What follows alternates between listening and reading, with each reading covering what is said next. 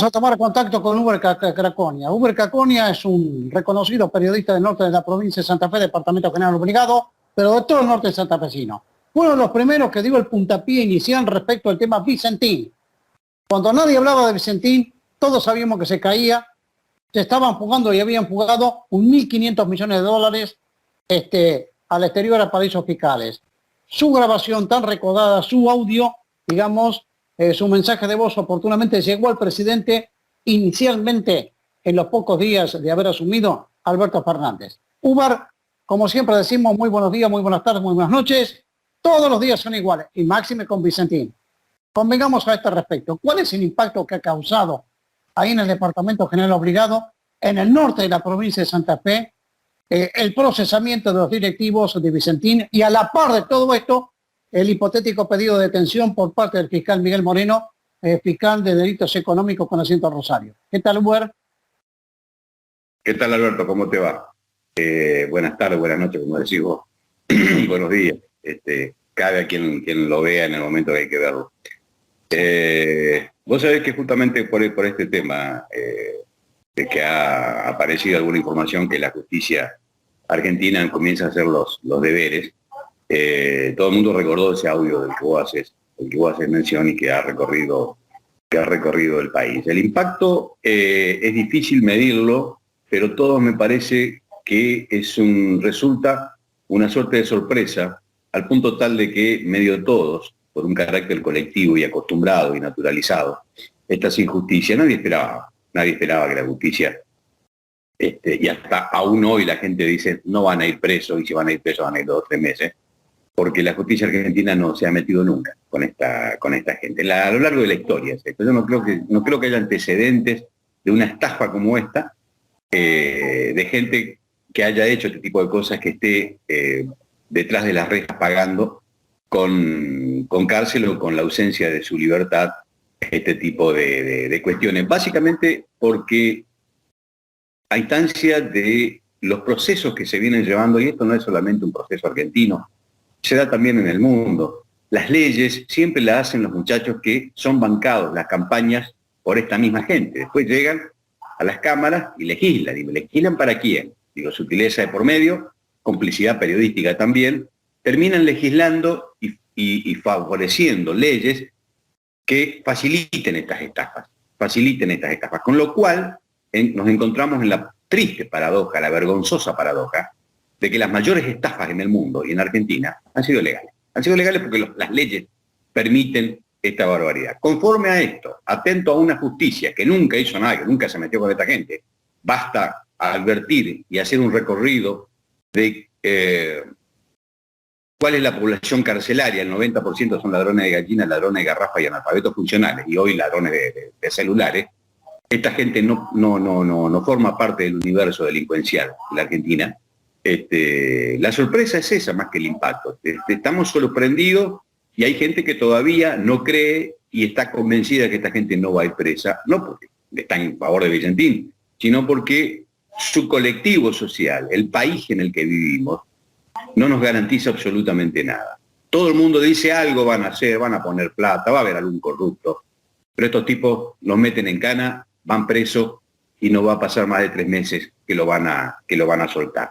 Esto es un vaticinio, insisto, cultural, colectivo, pero más allá de esto, estos muchachos están en el banquillo de los acusados, hay una justicia que aparentemente tiene ganas de hacer las cosas en serio, pero lo impactante de esto, Alberto, y la otra parte, es que ha habido gente que ha jugado desde la política en defensa de Vicentín desde el primer momento. Marcón, el senador, Escarpín, actual candidato a senador nacional.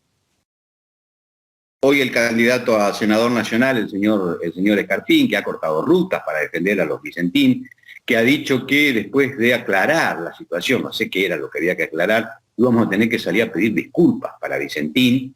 Y bueno, hoy es candidato a senador, ha tenido la suerte de que le ha ido bastante bien en la campaña partidaria, y uno no alcanza muy bien a entender cómo funciona esto, ¿no? Digo, si la política existe y tiene razón de ser, es que pone un equilibrio entre los que más tienen y los que menos tienen. Los empresarios y este tipo de empresarios no necesitan de política.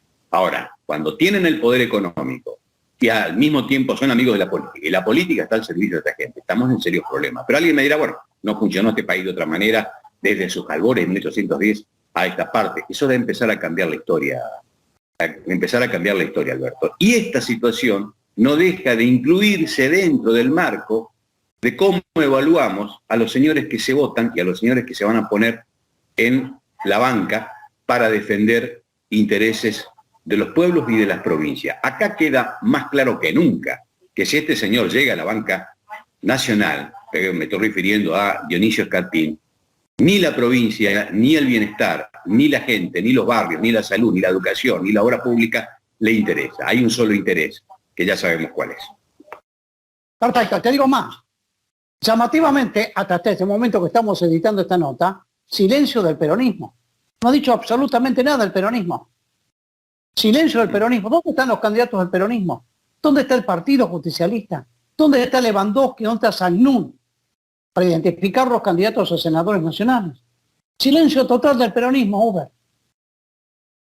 Es que ha habido una connivencia incestuosa, no solamente con lo que yo decía en este periodo de Vicentín y las empresas Vicentín. El poder de Vicentín con sus empresas, Beto Paduán, Corenosa, y con el poder político, viene desde muchísimo tiempo. La zanjita que hicieron acá en el norte de Santa Fe, los bajos ambientales, que nos costó 50 millones de dólares, que para lo único que sirvió es para sacar el agua, desagotar los 3 millones de hectáreas, o 3 millones y medio de hectáreas de esteros, que eran espejos naturales de agua, que contenían una biodiversidad impresionante. Bueno, esa agua se retira, esos esteros se secan, secaron las napas, dejaron a pueblos sin agua. Los Amores, yo estuve una vez, el hospital no tenía agua porque no podían sacar agua, el hospital, estamos hablando de un hospital. Y esos campos luego con el tiempo sirvieron para sembrar algodón y soja.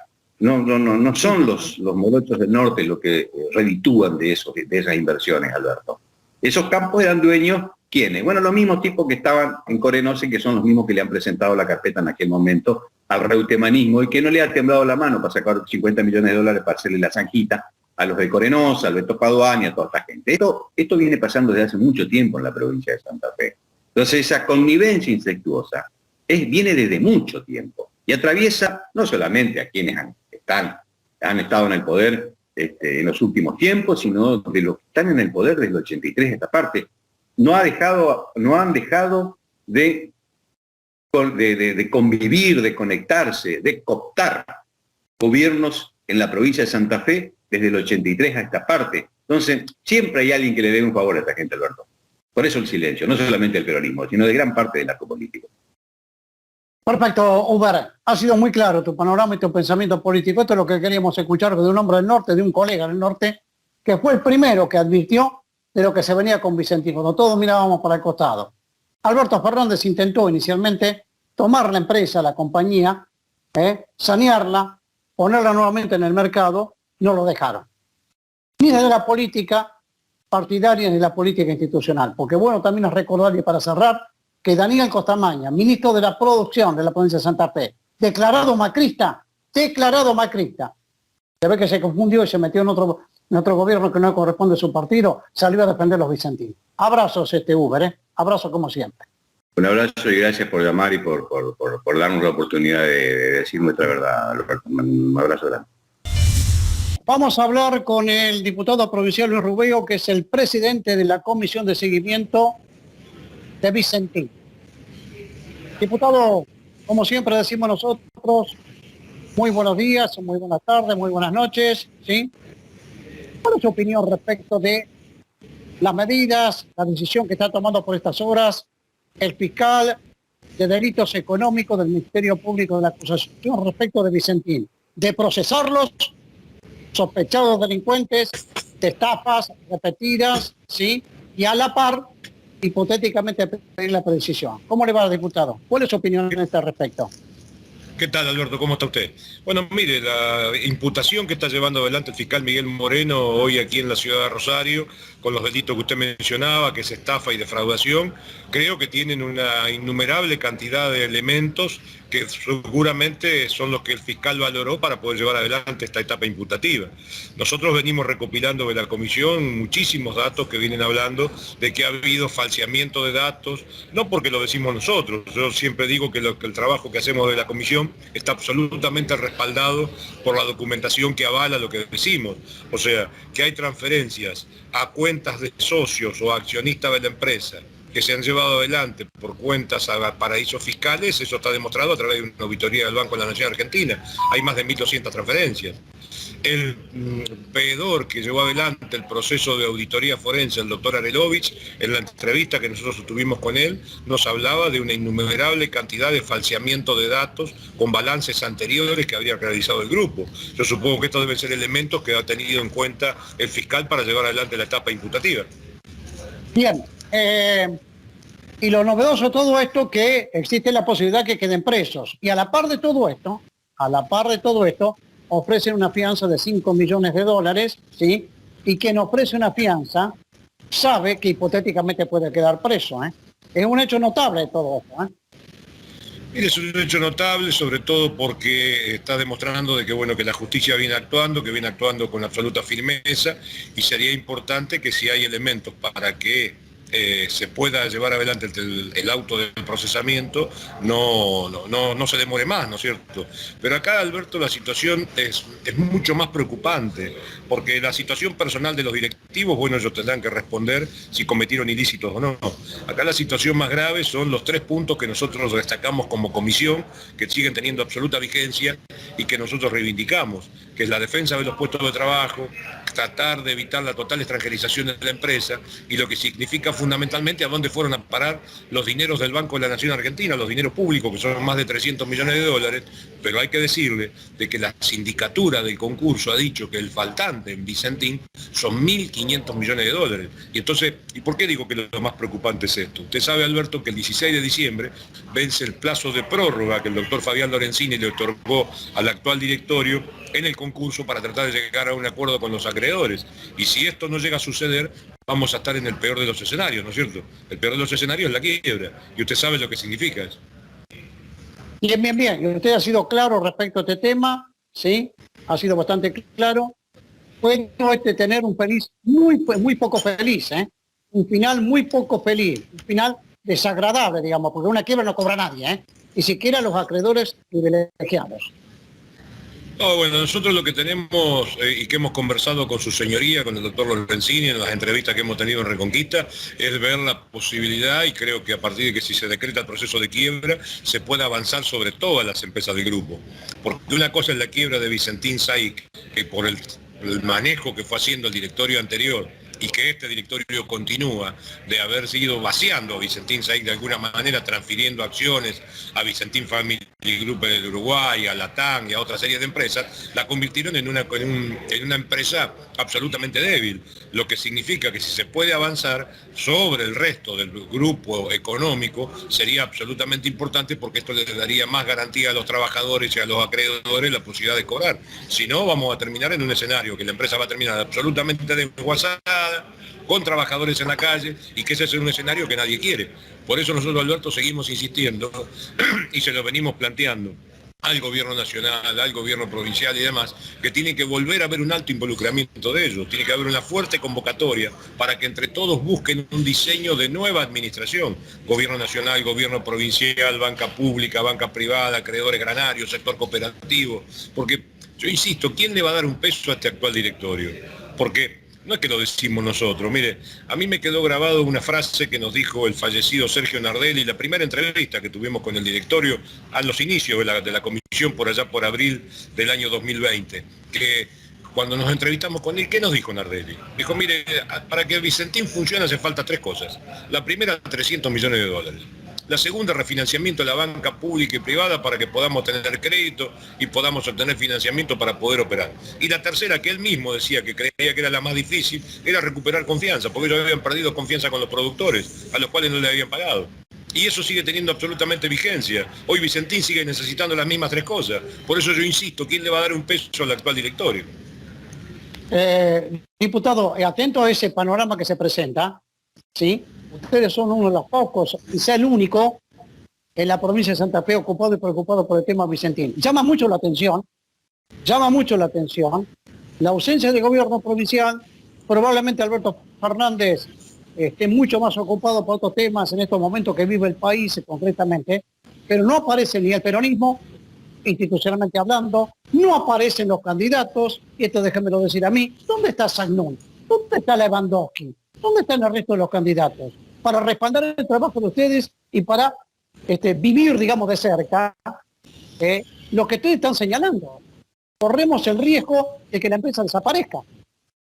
Mire, nosotros, Alberto, cuando fuimos a la entrevista con el Banco de la Nación Argentina en la capital federal, en Buenos Aires, usted sabe que el banco físicamente está ubicado en Plaza de Mayo.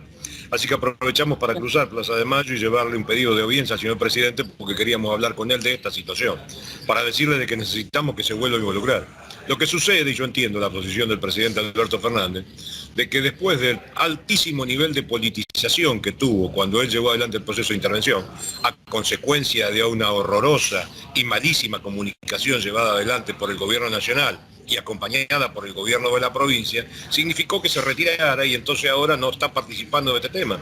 Pero ¿qué va a pasar? Si nosotros llegamos al 16 de diciembre sin acuerdo de los directivos con los acreedores y el concurso finaliza y se decreta la quiebra, el altísimo costo social que va a haber lo va a terminar pagando el Estado Nacional y lo va a terminar pagando el Estado Provincial. Entonces nosotros lo que estamos diciendo, señores, adelantemos los tiempos, por favor, y hagamos una gran convocatoria, y para eso la tiene que hacer alguien que tenga respaldo, que tenga capacidad de gestión y que pueda llevar adelante un proceso que signifique de que sea nuevamente creíble la posición de que Vicentín se ponga en marcha. Y para eso el principal acreedor que tenemos en la República Argentina es el Banco de la Nación Argentina, es el gobierno nacional. Entonces necesitamos que el gobierno nacional se vuelva a involucrar. Romeo, el 16 de diciembre está a la vuelta. El 14 de noviembre está ahí dentro de 3 o 4 días. ¿Sí? Discúlpeme, Alberto, te pierdo la voz. Sí, yo le decía que el 16 de diciembre está a la vuelta. El 14 de noviembre también está a la vuelta.